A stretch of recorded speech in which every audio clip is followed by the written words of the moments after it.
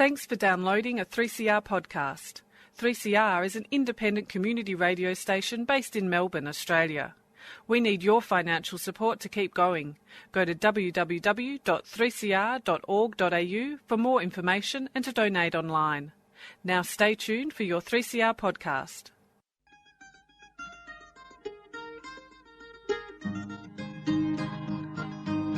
We're putting up new buildings, we're knocking down the old. We're working in the summer heat and in the winter cold. And the labour power we sell, me boys, for a hard-earned weekly pay produces mighty profits for the greedy MBA.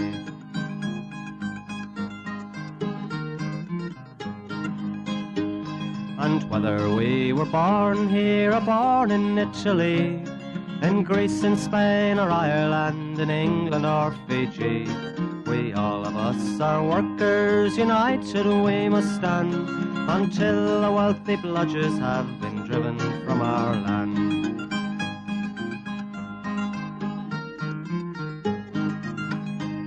We faced deregistration, it backfired in the face. We're not fooled by arbitration, we won't stay in our place. We hit the bosses hard and fast to win and keep our gains, and break a couple of concrete pours to back our log of claims. So keep your powder dry and hold your head up high. It's class to class and face to face, our limit is the sky. We've got a fighting history and we never will be cowed. Our builders' labour is a name to make a man feel proud.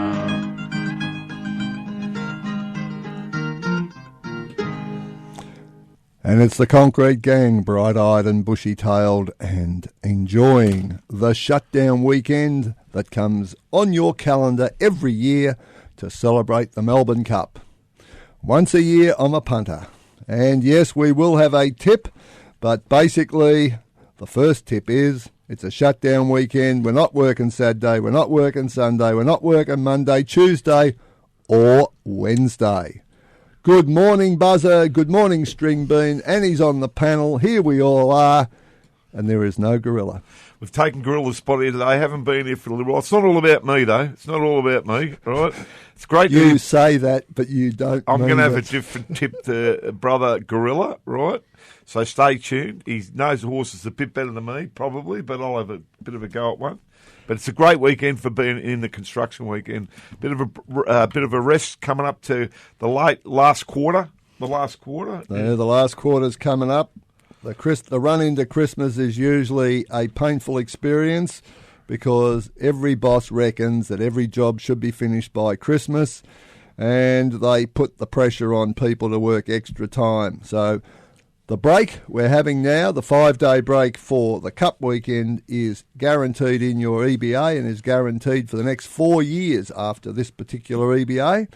And it will be obviously enjoyed by everyone because everyone's needing a bit of a break.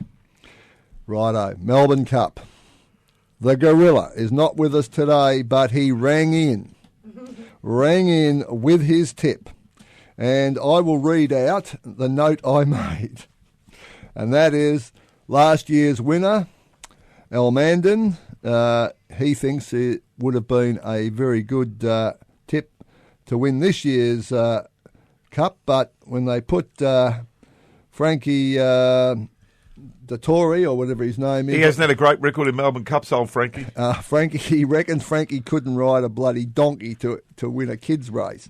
Anyway. He's got a good record worldwide, just not here.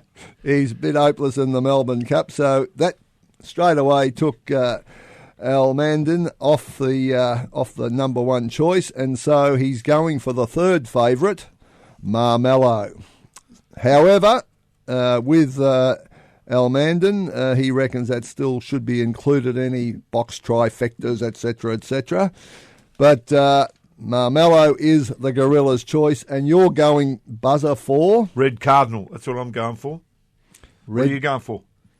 Just made it up then, Buzzer. Yeah, I did. Longy studies the form guide. He's down on the track, watching it closely. Buzzer shows up, has a look at the numbers. I don't know, out of his hat. Yeah, they picked it out of my hat, or out of my ring, whatever you want to call it. Yes, well, anyway, for all those at the branch meeting and other places who were asking who is the tip this year, Marmello is the tip. Now, just getting in early, we're going to mention that the anniversary of Eureka is coming up at the end of the month, or actually early December, I think it actually is the date, but there is a celebration of the Eureka anniversary on the 27th of November. And we will keep people informed and give everyone an opportunity to participate in that anniversary. Now, I think the picnic day might fall on the anniversary this year. Is that close to? I think it's pretty close to. It's in the first week of December, so yes. The anniversary of Eureka and the picnic and everything's coming up. And don't forget the picnic has been shifted to the showgrounds and there will be trains running to the showgrounds as would be the case on Tuesday. And the Geelong the Geelong Trotting Track in Corio is the new venue for the Geelong picnic. Indeed. So there's a few changes. Get your ticket. It's still the best value in town. Righto, let's deal with some OHS issues. Because we do talk a lot about politics and things, and while they are important, people do need to know what's going on in the industry. And this week we've had a few matters that have come up. Keynes up at Melbourne University had basically a collapse of the excavation that was being done up there, and did not actually go down too bloody well, because our good friends Keynes have been getting themselves into trouble about asbestos as well, down in Collins Street, I think it is, with their second tier company, Arret, yes.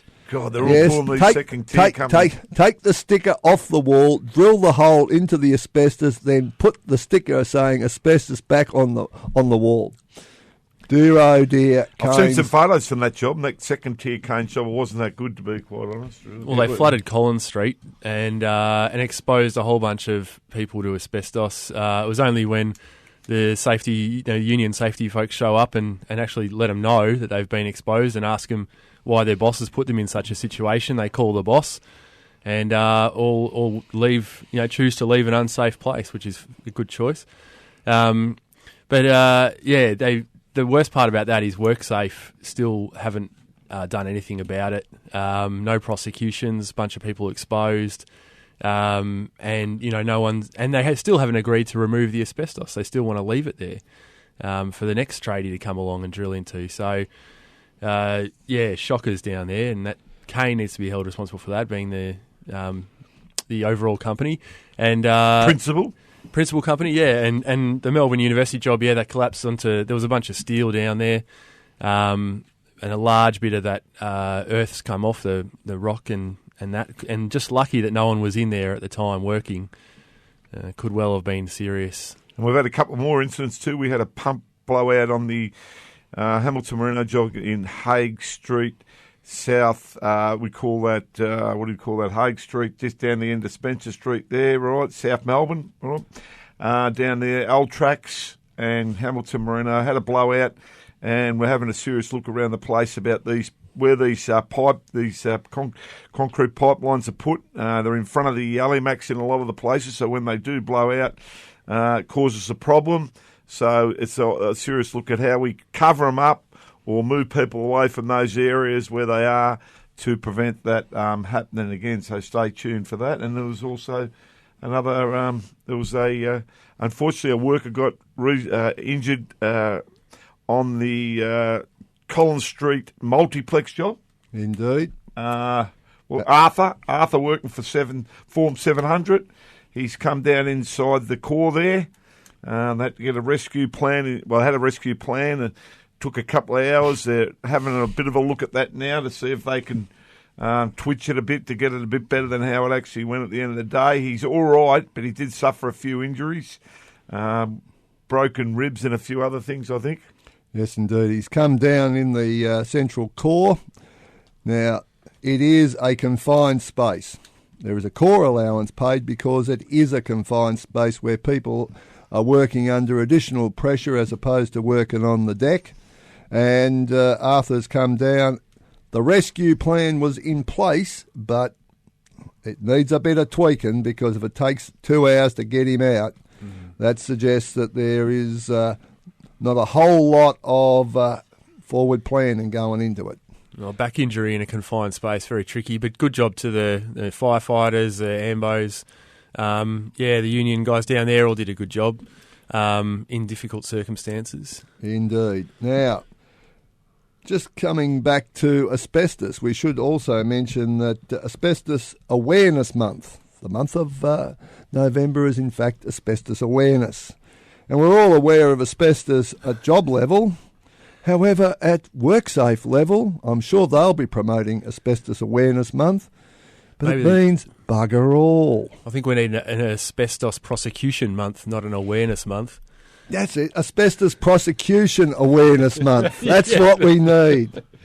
Because not only have our good friends Canes blotted the copybook, but when you think about it, Hanson and Yunkin, at the Iron Ear Hospital, the job's been going now for over 3 years. The number of incidents there, and not one prosecution. Not one prosecution. And yet, WorkSafe in New South Wales, okay, agreed, under pressure, shut down the Opera House renovation job because of asbestos exposure, and in fact put a prohibition notice on the Opera House. Now, okay, you can't always get the big ones, but I would have thought that the Iron Ear Hospital deserved a little bit more attention from WorkSafe. But when you talk to bosses and they're frustrated by WorkSafe, anyone who's fair income would be concerned about WorkSafe being, shall we say, concerned to turn up on a few jobs and do nothing about the safety on the jobs, issue a notice asking for voluntary compliance. Yet at the same time, they will turn up to more notable companies and give them a hard time. So there's a little bit of inconsistency there that even the bosses are starting to get fed up about. Did we mention that Cornero job last week? Yes, indeed we did. Well, that was a perfect instance, because I went down to that job, and that did we name the work cover bloke that went down to that job? Rob, I will call it Rob. I think his name might be James Pollard or Rob Pollard or something. Rob Pollard. Yeah, well, he did say a revising work procedures, which didn't happen. He didn't enforce it. He didn't enforce it to happen, and we went back down to the job, and they were all working the same way after the formwork had collapsed and put 2 people in hospital. We've got to do better than that, I think, don't we? Well, yeah. every example. I mean, Element 5, we've got all of the documents, the number of visits WorkSafe have done, voluntary compliance, and nothing changes. And then a bloke dies. I mean, how many chances do they get? Like, WorkSafe, it's just, well, we go on about it, but something's got to be done, because the bosses are saying we actually need them to clean up the worst of our mob so that we can raise standards. So when the bosses are crying out, I mean, geez, who are WorkSafe working for? The insurance companies. Well, there was a claim this week about how they're ripping people off in the insurances, in all the insurances, and they've made it that hard for people in the insurance component of WorkSafe as well. So they're not going too well in that section either. And they're breeding bad builders. I mean, that has to be said. There's a reason that Kane think they can get away with exposing people to asbestos, and it's because Hanson Yunkin got away with it for months down at the Iron Ear Hospital. Years, yeah. I mean, if they look across the road and they see that happening, they're not going to change what they're doing, are they? But if the union goes on the job, then it's an ABCC prosecution. That's right. But we'll come back after the break, because, folks, I'm in control today, and we're going to have The Living End, Prisoner of Society.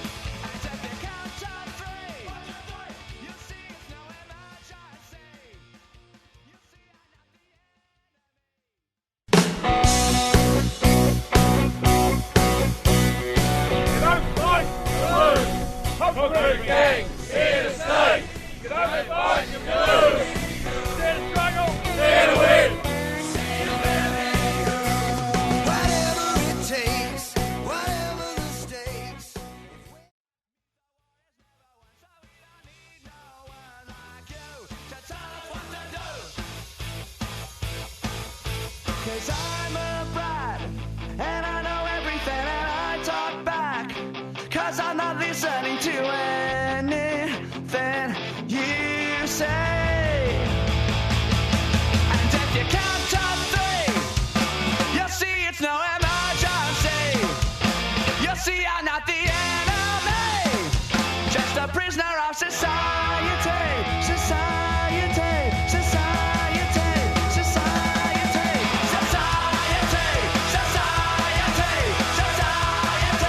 society. Who says I don't know about music from the 21st century? Oh, you're a guru, aren't you? Oh, look, mate. That is an epic track. That is a great track. Prisoner of Society, because we're all prisoners of society, because we ain't getting too much bloody choice in anything that's going on in our society, whether it's WorkSafe, the state of the federal parliament, whatever it is, it's all shit. And certain companies are the living end. Indeed. Righto, now, that leads you straight into talking about another huge problem in our industry. Health and safety is one thing. Wage payments, conditions in an EBA not being enforced by anyone but the union. Yes, well... Rising Star, plaster industry, a load of shit. Well, Rising Star, we have made some progress without getting into the exact detail about people going on to wages compared to the ABNs, and we're still trying to move forward with that. But when you get a company like Rising Star, who in the last 4 months has gone from 40 employees to, in some cases, 190, his funds are all over the place. He's got 190 in Inca-Link, 220 in CBus. But let's be real about this CBus payment. He's really technically, after doing the full audit on him, he only had 7 employees on his books. All the rest were employed under gang leaders. And also, the other big problem is Vivo forms. There's problems with the Vivo forms. The Vivo forms are a document on the plasterer's appendix of the EBA about writing in their compliance to the right visa they're supposed to be working over here on. And we all remember a few years ago when I think it was Express Sealants had about 60 or 80 student visas who were only allowed to work 20 hours a week. There was all sorts of problems with these visas. That's why we try and enforce these Vivo forms. Well, this Rising Star, as it turned out, when we brought all the induction forms in, 400 induction forms, a different amount of people paid for every different fund, and no forms filled in, Vivo forms filled in. So we've been going through the exercise of doing all that on all these jobs, and there wasn't much, let's just say there wasn't a lot of progress on any of the jobs he's been working on out there at the moment, mainly Hasa, Hamilton Marino, and a couple other jobs he'd been working on, complaining. But I would have thought that they would have been obligated to check these companies out a bit better than waiting to the death knock where we're at now. Wouldn't you think? Well, they all want to be code compliant. A few responsibilities come with that. And there's new clauses in the new EBA, the sham contracting clauses. We won't go right into now, but let's just say we think we've tidied it up a bit, but we need to be more vigilant with companies assessing these people when they give in the job and making sure all these forms are filled in and the compliances are done, and serious look at all these gang leaders as well moving forward. So that was a big exercise. So out of those 400, Buzzer, how many are working legally? At the moment, what we've established, we've got back 30 people with Vivo forms filled in at the moment, right? Less than 10%. And 7 people on his books. So, but we stay tuned for us moving forward. Hopefully that equation will get better, because under the pressure that they've been under, let's just say that from the... Well, let's just make a little comment. Yep. Simple observation. Yep. Subbies are only as bad as the builders let them be. So Hamilton Marino, Haser and the rest of them are up to their bloody eyeballs in it, because they're obviously saving a quid, and that's increasing their profit, and they don't care. So let's not just blame Rising Star, because I reckon they are the bottom of the barrel, but who is employing them? Why are they employing them? It's the builders who are employing them, and it's only to maximise their profits. Now, you would have thought, too, their reputation, we've seen the huge dint in the reputation of Lend-Lease with what went up in Bendigo last year in the plastered scandal up there. You would have thought that their reputation, when it gets exposed that they only had 7 people, no proper visas and all that, would affect the company reputation, and they'd be a bit more willing and to fix a problem in a bit quicker circumstances. Let's just say that. Well, maybe the builders will be worried when we start to pin them on it as well. But you got to see it in the quotes, yeah? They've got to know what's going on when the quotes on the jobs come in. Don't worry, they've all got experts who know exactly what a square metre of plaster is worth. They know damn well. Yeah, they know what the price is. Right. Could we take that to the next level and say, well, the problems are that big with people working illegally, sham contracting, the whole works. Apparently, this is the responsibility of the ABCC. In fact, the Fair Work Ombudsman has written the union a letter because of complaints made about Element 5 VCon and their underpayment of wages. And the letter came back from the Fair Work Ombudsman saying, no, not our problem. You need to talk to the ABCC. Which does lead us nicely into another story that's developing, and that is that the ABCC had a legal bill of the last 12 months, as I understand it, of $11 million. $11 million. And what are they spending that $11 million on? I assume they're chasing sham contracting, chasing underpayments, safety stuff probably. No. They must be doing something about Rising Star and the illegal workers and all that. What are they doing then? Chasing the CFMEU. Well. So $11 million chasing the CFMEU. Folks, get real. You're supposed to be an independent government commission. A bit like The Rock. Independent government. No, all shit. You are just another front for an anti-union government which is concerned to take everyone's minds off what a disaster they are and what a disaster is occurring at the cost of Australian taxpayers everywhere. They're just going to keep paying the money out to take everyone's mind off by attacking unions. Now, the good thing I might add at this point, it's important to add, they also gave Nigel Hadgkiss a legal indemnity. Well, right. Do what you want, Nige. You know the good thing about all this, I think the ideology of the government at the moment is controlling their thinking, which is dangerous moving forward. I think it's a good thing for us. Oh yes, it's controlling their thinking, their thought process, and their decision making. And I think you've seen all the mistakes in the last couple of weeks. Let's just hope there's a few more in the last couple of weeks going into the Christmas break. Well, they get an earlier Christmas break than the rest of us, let me say. I think theirs finishes next week, doesn't it? Yeah, I think so. No, they've got to come back at the end of November. Except for old Barnaby's got to go do some campaigning, doesn't he, down there? And another bloke down Tasmania. Is he going to run again? Who knows? Wait and see. But before they gave Nige the indemnity, they did have to pay out $8,000 to the CFMEU because we pursued him, as people have noted from a few reports over the weeks. They had to pay out $8,000 for our legal costs because we actually established that he was acting improperly. Oh no, that was Nigel had to pay that. That was Nigel's check that arrived was the other Nigel's day. Check. That was Nigel. But sorry. So Nigel copped all of $8,000. But meanwhile, the taxpayer, Michaela Cash, covered the entire legal bill. We're talking, $40,000, $400,000. I don't know what it was. Ridiculous amounts of money. Of course, the big bill went to the taxpayer. But Nigel, thanks for the check. It just arrived. I believe it's going to charity. A little donation there for a good cause. We don't want your money. No. But good that he's been exposed at least. But indemnity. The lawless construction industry needs $11 million of legal expenses, but Nigel Hadgkiss needs immunity for some reason. Well, even on a cost-benefit analysis, they've had to pay out $11 million. What have we paid out? A fraction. Nothing like that. Nothing like that. Lucky to be $1 million. And not a good investment. Can we say a quick cheerio out there to a Timotheo working for Riverview Construction on the Element 5 job down there. All sorts of risks down there, isn't there? When you mentioned that in South Yarra, who fell and broke both his wrists there a while ago. There's a collection being done by all the boys out inside at the moment. and we hope he's getting well because I heard his wife was pregnant, expecting another child, and he's got a lot of support out there from everybody in the sites, and all the best to you at the moment, Tim. Yes, and before we go to Scallywags, a cheerio to Eamon Wolf, who this weekend is heading off on his honeymoon. Once bitten, twice shy, I would have thought, but never mind, Eamon, and your lovely bride. I hope you have a very nice honeymoon. Righto, Scallywags. Well timed, that.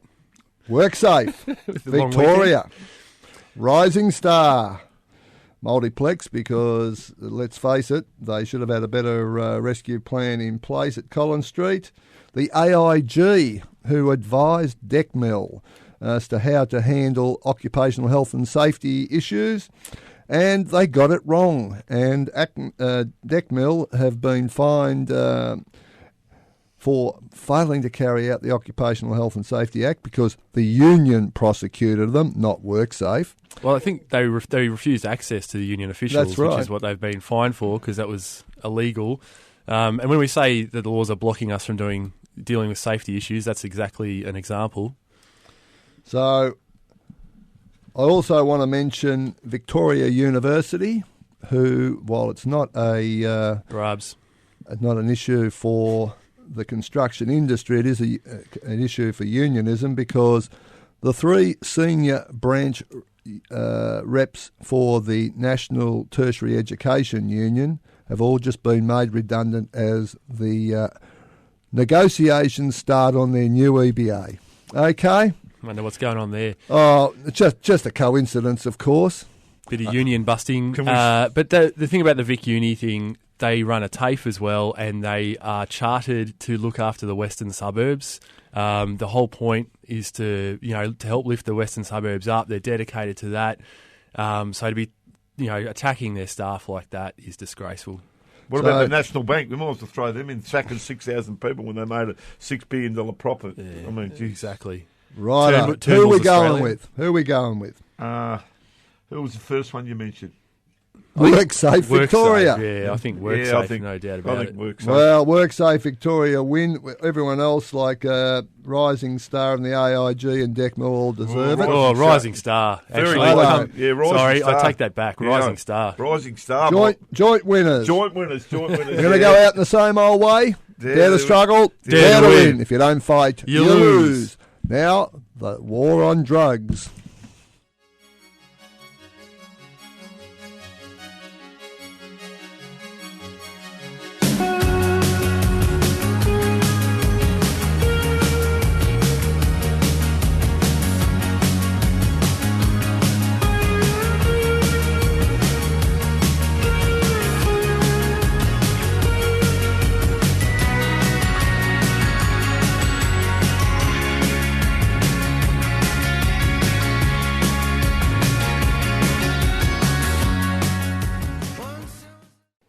You've been listening to a 3CR podcast produced in the studios of independent community radio station 3CR in Melbourne, Australia. For more information, go to allthews.3cr.org.au.